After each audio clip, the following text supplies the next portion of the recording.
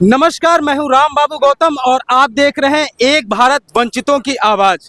मैं यहां पर लखनऊ में इको गार्डन में हूं और आप मेरे सामने देखिए, ये देखिए यहां पर आग जल रही है। यहां पर जमीन में आग जल रही है और हमारे पीछे 69,000 शिक्षक भर्ती के अभ्यर्थी हैं। इनके दिलों में भी यही आग जल रही है और ये आग अपना हक पाने के लिए है, यह आरक्षण पाने के लिए है, अपना अधिकार पाने के लिए है। यहाँ पर दलित और पिछड़े वर्ग के कई अभ्यर्थी मौजूद हैं और सबसे पहले मैं इनसे बात करने के पहले आपको ये बोर्ड दिखाऊंगा। ये बोर्ड एक बार अगर आप देख लेंगे तो इसमें आपको पूरी तस्वीर साफ साफ नजर आ जाएगी कि ये 69,000 शिक्षक भर्ती के अभ्यर्थी हैं। इनमें से 6,800 दलित और पिछड़े वर्ग के अभ्यर्थी हैं। इनको अभी तक सरकार ने इनका हक नहीं दिया।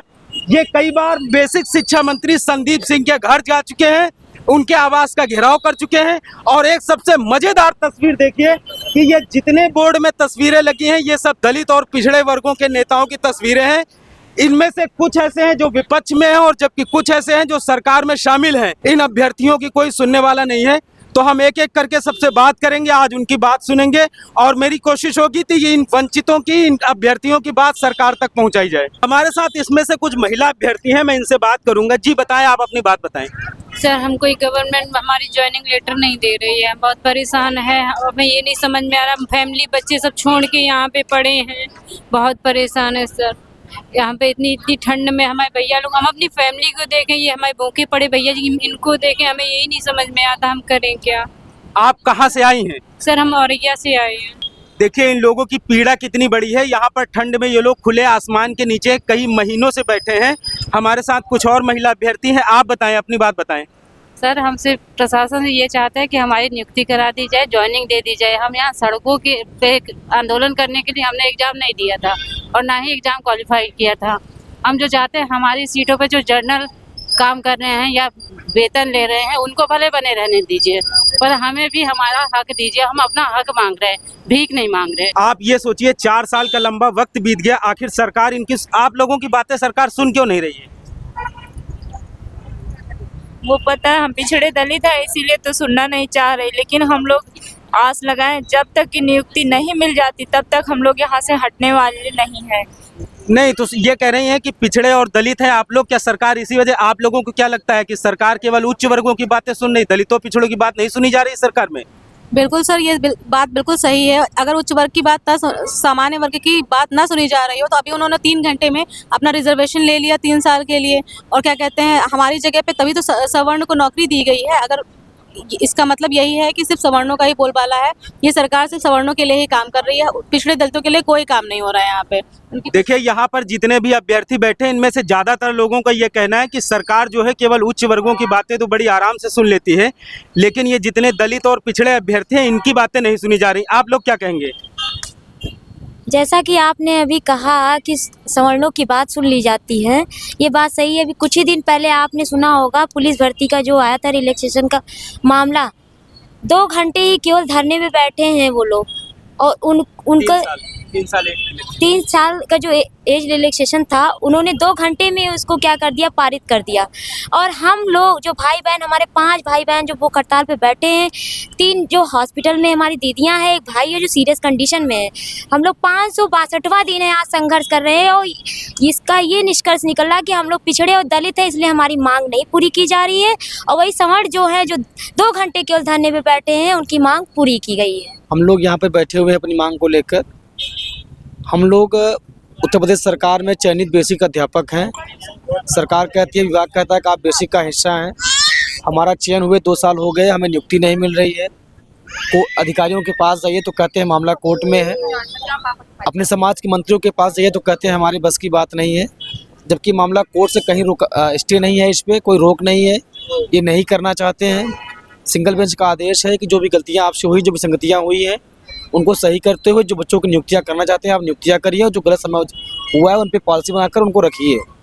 इसी धरना प्रदर्शन में हमारे साथ अमरेंद्र पटेल जी भी हैं, मैं उनसे भी बात करूंगा। अमरेंद्र जी, 2 साल का वक्त होने वाला है, यूं कहिए बीत चुका है। इस पे हाईकोर्ट ने भी, मुझे जहां तक याद है, कि टिप्पणी की थी कि इनका जो भी मामला है सेटल किया जाए। सरकार इतनी एकदम उदासीन क्यों बनी है? सरकार सुन क्यों नहीं रही? देखिए 2 साल आप कह रहे हैं, 2 साल नहीं है, 2018 की भर्ती है, 2019 से लगातार हम लोग संघर्ष कर रहे हैं 2 साल संघर्ष किए थे तो लिस्ट आई थी। 2 साल लिस्ट आने के बाद ये दूसरा साल चल रहा है संघर्ष का, और सरकार तक हम लोग अपनी मांग संविधान के दायरे में रह के लोकतांत्रिक तरीके से जो भी चीज़ें कर सकते थे हम लोग कर रहे हैं। चाहे सड़क पे आवाज़ उठानी हो, चाहे सदन में विपक्ष के नेताओं से आवाज़ उठवानी हो, चाहे मंत्रियों की आवाज़ घेरने हो, मुख्यमंत्री जी का आवाज़ घेरना हो, इको गार्डन में जहाँ धरना स्थल बनाया गया है वहाँ हम लोग कर रहे हैं। अब हम लोग भूख हड़ताल पे आ गए हैं। जो किसी आंदोलन का, किसी लड़ाई का एक अंतिम सोपान होता है, उस लड़ाई पे हम लोग आ गए हैं, उस भूख हड़ताल पे हम लोग आ गए हैं। हम लोग सरकार से कहना चाहते हैं कि हम भी पिछड़े दलित हैं और हम भी आपकी वोट ही हैं, हमारे ही वोट से आपकी सरकार बनती है। हमको सिर्फ वोट ना समझे, हमको हमारे हक अधिकार के लिए भी हमको हमारे हक अधिकार दें, हमको हमारा नौकरी दें, जिससे हम लोग आने वाली पीढ़ियों का भविष्य बना सकें। जो छोटे छोटे बच्चों का भविष्य, अगर ये 6800 लोग विद्यालय में होते तो छोटे छोटे बच्चों का भविष्य हम लोग बना रहे होते। हमारे साथ कुछ और लोग भी हैं, उनसे भी बात करेंगे। जी बताएं, आप भी धरने में शामिल हैं, क्या मांगे हैं?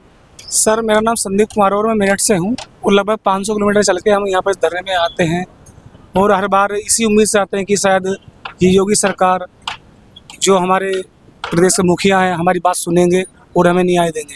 लेकिन जैसा कि उत्तर प्रदेश के कोई भी मंत्री, नेता, विपक्ष का हो या पक्ष का हो, हमारे मुद्दे से अवगत है, सबको पता है कि 69 शिक्षक भर्ती में आरक्षण की विसंगतियाँ हुई हैं और ये लोग क्या हवाला देते हैं कि आप जो आपका मैटर जो है, जो आपका मुद्दा है, ये कोर्ट के अंदर, माननीय न्यायालय के अंदर अधीन है। तो मैं उनसे यही कहना चाहूँगी, 69,000 की जो भर्तियाँ हैं, जो भी अब तक सूची आई है, वो सब न्यायालय के अधीन हुई है, तो हमें भी नियुक्ति दे दीजिए। उसके बाद जो भी चलता रहेगा कोर्ट में, हम भी देखते रहेंगे। उसे 2 साल चले, 3 साल चले, 4 साल चले, जब वो लोग न्यायालय के आदेश पर नौकरी कर सकते हैं, ज्वाइनिंग ले सकते हैं, तो फिर हम क्यों नहीं? इसका सीधा एक ही कारण है कि वो लोग अलग हैं और हम पिछले दलित हैं। 4 लाइन मैंने इन नेताओं की वजह से ऊपर लिखी थी, जो मैंने खुद की लिखी हुई है वो मैं उस के माध्यम से कहना चाहता हूँ कि नेता हैं नेता, इन्हें तो कुर्सी चाहिए, कुर्सी के वास्ते इन्होंने क्या क्या जतन किए। अच्छे बुरे काम कराते हैं मंत्री, एक दूसरे के घरों में आग लगाते हैं मंत्री। दिल्ली के तख्तो ताज को एक पल में बेच दें, संसद भवन को जाके चंबल में फेंक दें।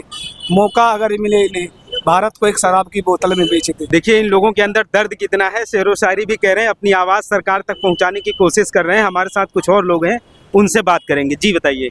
मैं श्यामपाल मैनपुरी से आया हुआ हूँ और हम जो यहाँ धरने में बैठे हुए हैं, हमारा एकदम जेन्युइन मुद्दा है।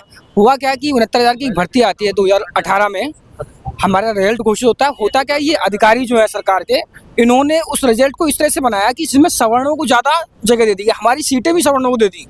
जब बाद में रिजल्ट आउट हो गया, सब काम हो गए, उसके बाद हम लोगों ने कहा कि ऐसा गलत है, तो हम 1 साल कंटिन्यू धरने में बैठे। उसके बाद ये लिस्ट आई और लिस्ट आने के बाद में चुनावी दौर में, आपको बता दें ये 2022 का जब चुनाव था, उस दौर में ये लिस्ट आई थी और हमें लिस्ट दे दी गई। उसके बाद से ये इलेक्शन जीत गया और हमसे ये कहा गया कि इलेक्शन के बाद आपकी नियुक्ति कर देंगे, लेकिन इलेक्शन भी जीत गया, उसके बाद हमारे मुद्दे को बिल्कुल ठंडे बस्ते में डाल दिया गया। तो आप देखिए, ये इनमें से ये दलित हैं, पिछड़े हैं, इनको सरकार से पूरी उम्मीद है कि सरकार इनकी आवाज़ सुनेगी। 2022 के विधानसभा चुनाव के पहले इनसे वादा किया गया कि आपको नियुक्तियां दी जाएंगी, चुनाव खत्म हो जाने दीजिए, अभी आप लोग धरना प्रदर्शन रोक दीजिए, उसके बाद विधानसभा चुनाव के बाद आप लोगों की आवाज़ सुनी जाएगी। विधानसभा को चुनाव खत्म हो गया, लेकिन इन दलित और पिछड़े अभ्यर्थियों की आवाज़ें नहीं सुनी गई। अब 2024 का लोकसभा चुनाव फिर से आ रहा है, लोकसभा चुनाव में कुछ ही महीने का वक्त बचा है। ऐसे में उम्मीद की जानी चाहिए कि सरकार को चुनाव के पहले इन दलित और पिछड़े वर्गों की आवाज़ जरूर सुननी चाहिए। जिस तरीके से कड़ाके की ठंड में ये लोग अपने परिवार के साथ, कुछ इसमें से महिला अभ्यर्थी अपने बच्चों के साथ यहाँ धरना प्रदर्शन दे रही हैं, सरकार को इन पीड़ितों की आवाज़ सुननी चाहिए और इनको इनकी नियुक्ति देनी चाहिए, इनको हक मिलना चाहिए। राम बाबू गौतम, एक भारत, लखनऊ।